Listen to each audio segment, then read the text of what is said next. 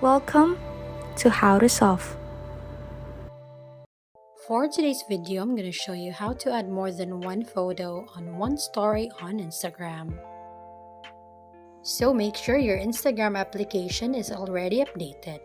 For Android users, go to Play Store, just click that. Go to search bar and then search for Instagram. So as you can see, it's already updated, so just click open.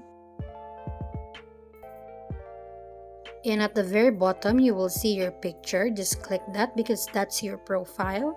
And above, you will see a plus sign. And then select story. Click that. As you can see, I already downloaded some background, so I'm just gonna select this one. And at the top, you will see this icon. Just click that.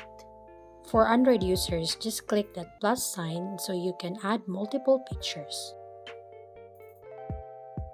So let's try it out. I'm gonna use this photo, and of course you can choose any shapes you want. Just resize your photo and then you can always add multiple pictures. Let's add another photo, so just choose anything, and then if you want to reshape, just tap the picture. Just resize and then drag so you can move the photo. So it's up to you if how many pictures you want to put in just one story on Instagram. Just repeat the process. Please like and subscribe for more content. We'll see you in the next one.